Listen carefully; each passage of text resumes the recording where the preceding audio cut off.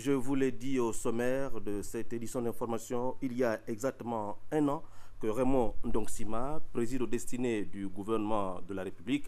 Le 27 février 2012, le président de la République, chef de l'État, a porté son choix sur M. Ndongsima, délocalisant ainsi cette haute fonction.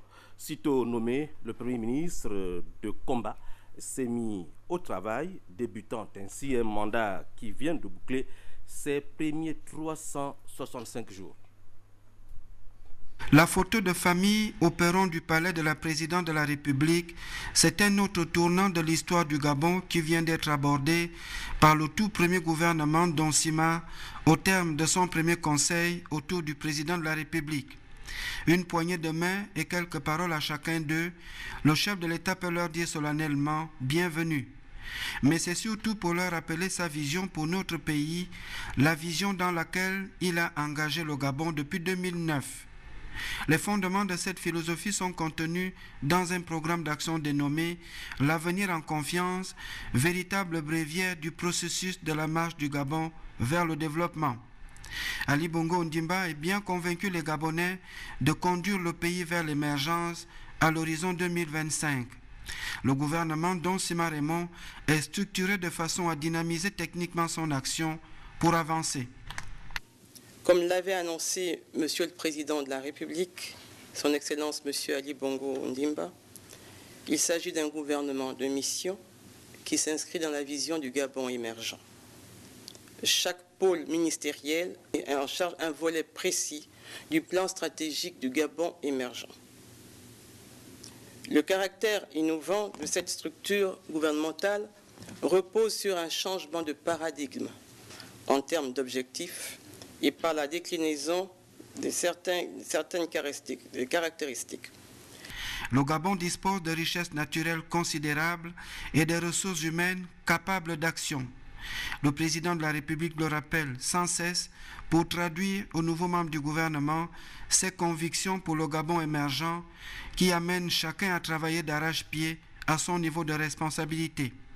Que les fruits de la croissance seront redistribués à la communauté et que cette vision qui se met progressivement en pratique depuis 2 ans à la reconnaissance générale doit être dynamisée.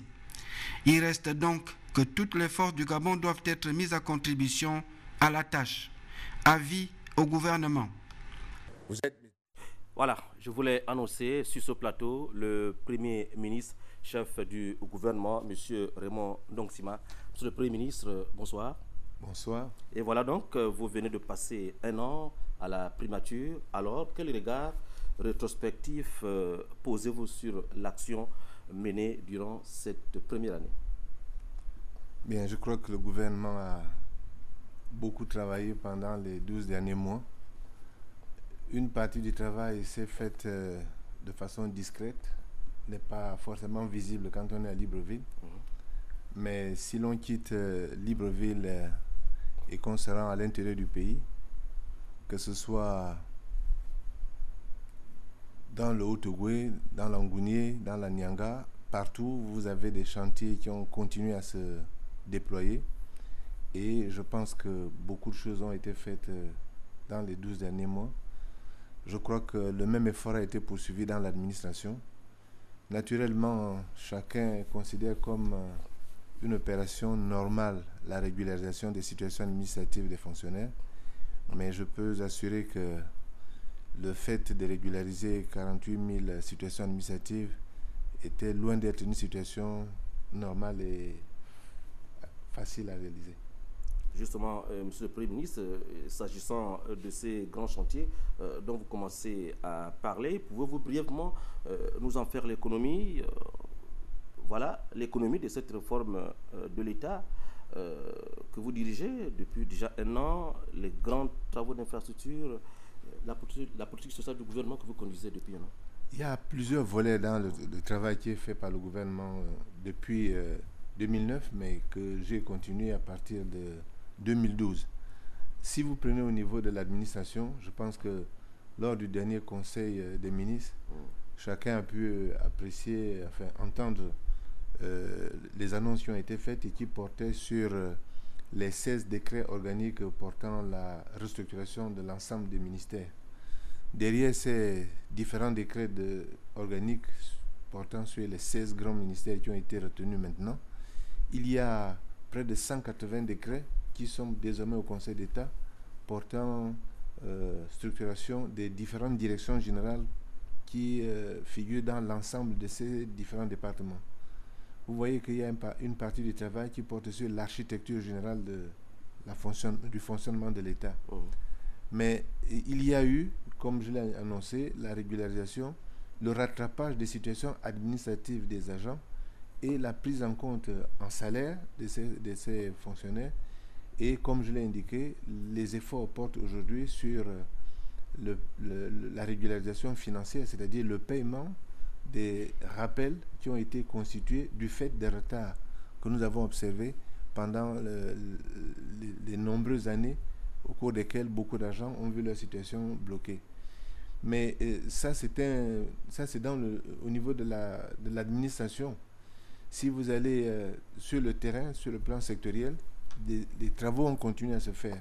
Il n'a échappé à personne qu'on a annoncé il n'y a pas très longtemps que les travaux du barrage sur Poubara étaient en train de se terminer et que dans les prochains mois, nous pourrions voir ce barrage rentrer en service.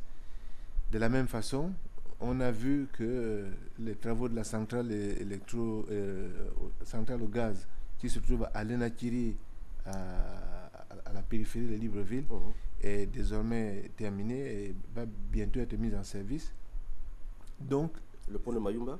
Le pont de Mayumba, là vous allez maintenant un peu plus dans le domaine routier. Je crois que ceux qui ont pu faire la route entre Lambaréné et Fougamou, puis de Fougamou à Mouila, et on peut voir que la route a été terminée, que les travaux sur l'axe Chibanga-Mayumba continuent à avancer et devraient être achevés à partir de janvier 2014, c'est-à-dire dans maintenant un peu moins de 12 mois, que le pont sur la Bagno avance et devrait être lui également terminé, que l'axe routier qui va de Ndende à Lebamba a été terminé. Si vous allez du côté de la Lara-Kouma-Meyon, les travaux continuent à se faire à de grande vitesse. En fait, si on prend toute la carte du Gabon, on voit que les travaux ont continué à se faire. Bon, c'est vrai, quand on est à Libreville, on n'a pas forcément l'occasion de s'en rendre compte. Les travaux de FEDE, Monsieur le Premier ministre, en musique? Les travaux de FEDE ont pris du retard dans la partie construction du barrage lui-même. Mais ce n'est qu'un retard momentané. Comme vous le savez, la partie de transport de l'électricité, c'est-à-dire la ligne électrique elle-même, qui va de Minzik à Oyem et jusqu'à la frontière avec la Guinée équatoriale, est terminée. Cette ligne est terminée. Il y a eu des retards dans la partie du lancement des travaux de construction de la turbine, en fait, du barrage lui-même. Mais les contacts avec et l'entreprise et les bailleurs de fonds, notamment la BAD, etc., sont bien avancés et donc ce dossier va reconnaître dans les prochains mois un renouveau. Alors, quelle politique sociale du gouvernement Raymond Ndongsima un an après? Mais je viens d'indiquer les éléments de la politique sociale. Vous savez, quand un fonctionnaire qui a connu plusieurs mois, plusieurs années, sans voir sa situation administrative corrigée, voit cette situation administrative corrigée, ça paraît normal, c'est vrai, mais c'est un élément de justice sociale. C'est ça la politique sociale. Si vous prenez les autres éléments que j'ai indiqués, c'est-à-dire la volonté d'appuyer les rappels, ça fait partie des éléments sociaux. Mais nous avons un autre volet social très important qui a consisté à soutenir l'économie. Je rappelle que pendant l'année 2012, nous avons apporté un peu plus de 160 milliards de francs dans le soutien à tout ce qui concerne la Sogara et le réseau de production de carburant, de mise à disposition du carburant, pour empêcher les prix de s'envoler.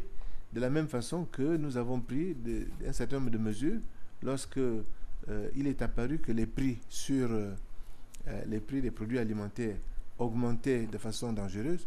On a pris un certain nombre de mesures qui ont permis de réduire la pression sur les prix, notamment en enlevant les droits de douane, en réduisant la TVA, etc. Et tout cela a contribué à ralentir les prix qui étaient en train de s'envoler. Donc, sur le plan du coût de la vie, nous avons fait des efforts importants. Bon, bien sûr, vous savez, les prix des produits que nous importons, ils sont libres à l'extérieur. La seule chose sur laquelle nous pouvons jouer, ce sont les droits de douane et la TVA. Et donc, il faut faire un peu attention parce qu'une fois qu'on a supprimé les droits de douane, supprimé la TVA, malgré tout, ces prix continuent à être soumis à des augmentations parce qu'ils augmentent au point de départ dans les pays où les produits en question sont fabriqués. Monsieur le Premier ministre, toujours sur le plan social, on observe une montée des revendications corporatistes et on sait aussi que depuis plusieurs mois, vous négociez personnellement avec les partenaires sociaux. Aujourd'hui, peut-on dire qu'on s'achemine vers une sorte de compromis? J'espère qu'on trouvera un point d'équilibre, un point d'entente. Mais je dois dire que nous ne pouvons pas faire une chose et son contraire. Nous avons besoin d'investisseurs. Et ce sont les investisseurs qui sont porteurs d'emplois, qui sont porteurs de création de richesses parce que les entreprises qu'ils vont créer vont produire de la richesse. Et pour produire cette richesse, ce sont ces entreprises qui vont offrir des emplois, donc embaucher des gens. Nous ne pouvons donc pas attirer les investisseurs. Et je crois que le président de la République se déplace ici et là pour essayer d'attirer l'attention de ces investisseurs sur le Gabon.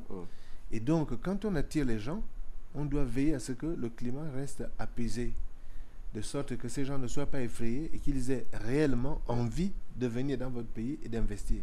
Donc c'est un effort substantiel que j'essaie de fournir pour maintenir une certaine accalmie et j'espère bien trouver un compromis avec les uns et les autres.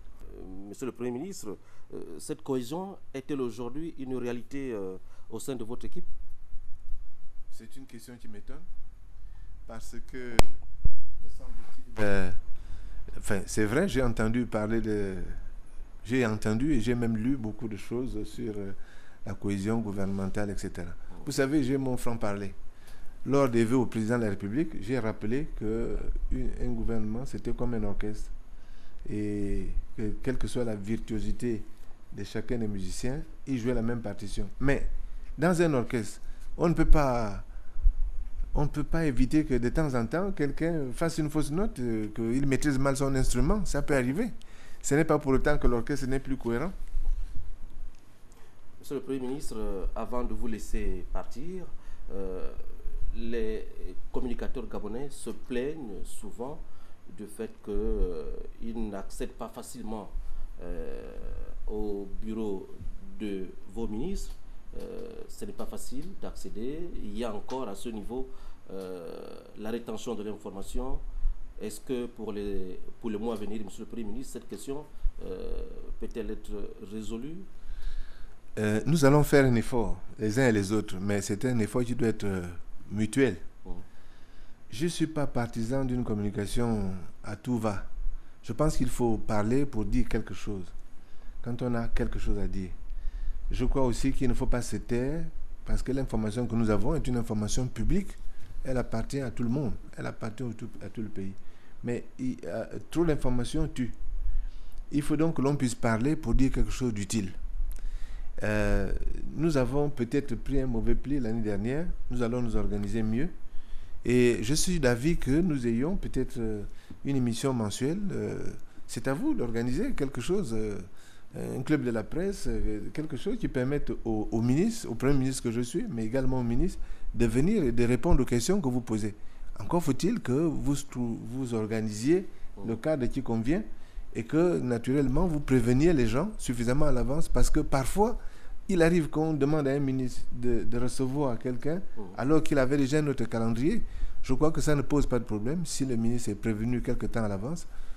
Si un calendrier de rencontre est établi, je ne vois pas où serait le problème. Et de toute façon, j'ai bien compris les observations qui ont été faites à l'équipe gouvernementale et je pense que nous allons faire l'effort requis pour communiquer un peu plus avec vous, mais en espérant que de votre côté aussi, un petit effort sera fait pour que nous ayons un équilibre de l'information, parce que de temps en temps, les journalistes sont un peu...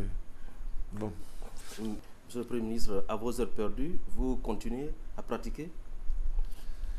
Mais pratiquer... De quelle pratique parlons-nous? Le karaté. Ah, oui, je savais que vous alliez. Oui, quand je peux. Enfin, pas très souvent, malheureusement, mais de temps à autre. Je crois. Merci, Monsieur le Premier ministre. C'était Raymond Ndongsima, Premier ministre, chef du gouvernement, sur ce plateau à l'occasion de sa première année d'exercice de la fonction du Premier ministre, chef du gouvernement.